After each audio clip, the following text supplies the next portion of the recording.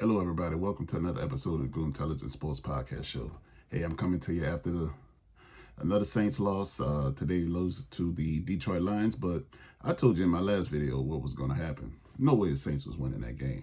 Y'all see me, I got on the blue eyeglasses, the blue shades today, because it's a joyous occasion, even though the Saints lost, but it's a joyous occasion. I'm going to get into that and tell you why in a second. But if this is first time watching me, like the video, subscribe to the channel. I've crossed 500 subscribers. I want to thank everybody that's taking their time out to hit that subscribe button and hit the like buttons on the videos to blow up the channel and put it in the YouTube algorithm. I can't thank you. I can't thank you enough for that. But let's continue to do that. We're on the road to 600 subscribers now, and it's to the top, baby. So today, in the joyous occasion, I want to give props to my alma mater, the Southern University Jaguars. Yes. The Southern University Jaguars men's basketball team went on the road and beat the number 21 team in the nation, the Mississippi State Bulldogs, in basketball. And hey, we up. They say HBCUs can't compete. Man, whatever, man. Y'all need to get off that train. But props to my alma mater, the men's basketball team, for doing that. Hey, man, we SWAC championship, and then we on our way to the big dance. Yeah, that's right. We on our way to the NCAA tournament when we win that SWAC, and ain't nothing y'all can do about it. Let's get into the shenanigans of the football game today from the New Orleans Saints. Man, look, I told y'all on my last video what was going to happen.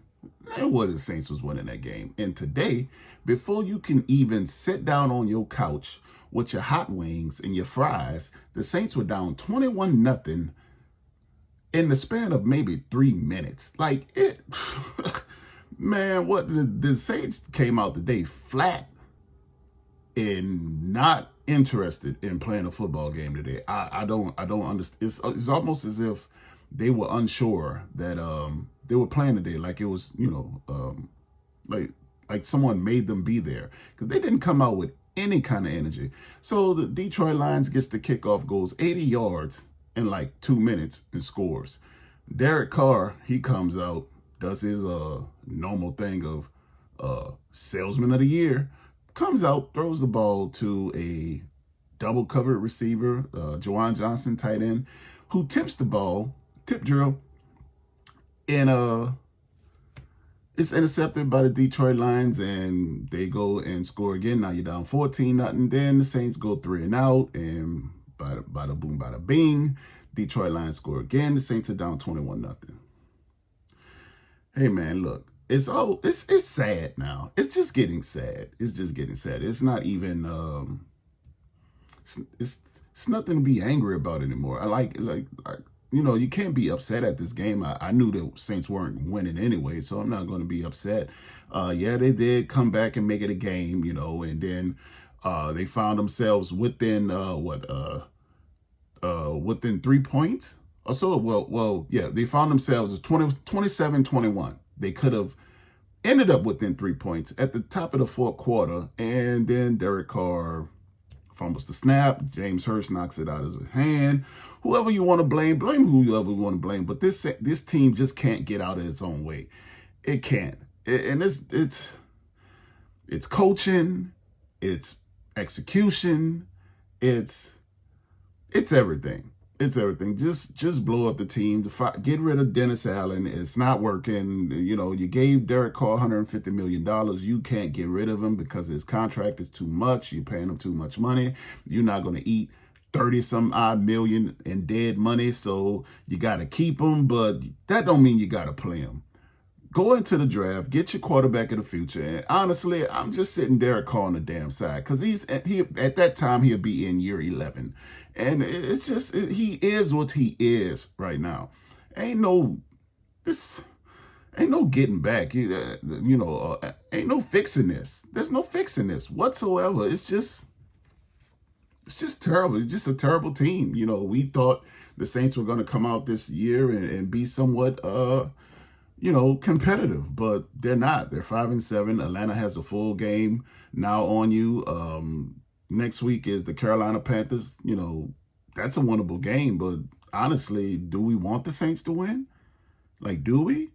If they do, they have an opportunity to go, win maybe 5 games in a row, but I don't think they're capable of that and get to 10-7. But honestly, I just want this year to be over with. I really do. I don't even want to hit the reset button. I just want to hit fast forward and go into the offseason and try to make, the team better, that way.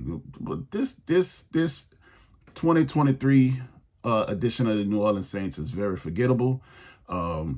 Just need to move on, man. I'm just ready to move on. I just wish that I had the button like on click from Adam Sandler, and I can just hit the remote and fast forward to the draft, because that's the point that I'm at. I can't give no more energy to this Saints team with coming on YouTube and ranting and raving and thinking that they're going to turn it around. They're not.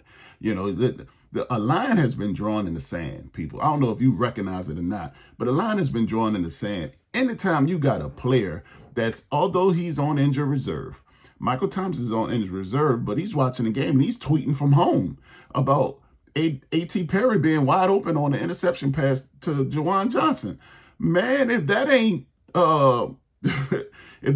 I don't support Derek Carr, then I don't know what else to tell you. There's been a line drawn in the sand, and people have clearly picked and chose sides. The high brass, the Dennis Allen and the coach, Pete Carmichael, whoever, they've chosen Derek Carr.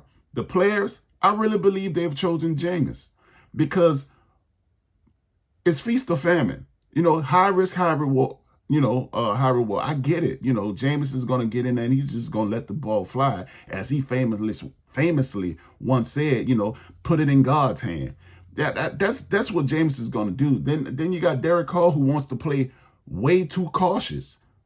He wants to play way too cautious, and it just leads to him not being effective.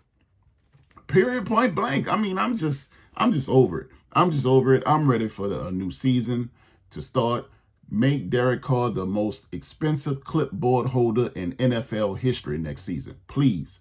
That's our only chance of doing something. For all you other players and all you other people that want to get on here and defend Derek Carr, you're crazy.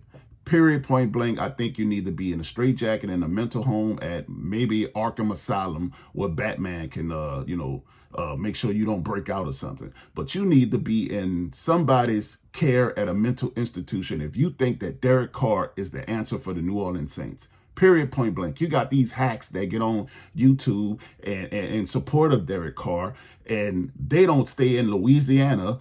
They don't stay close to Louisiana. They're following Derek Carr from his Las Vegas Raiders and Oakland Raiders days, and I don't know why you're going to do that, because they still suck.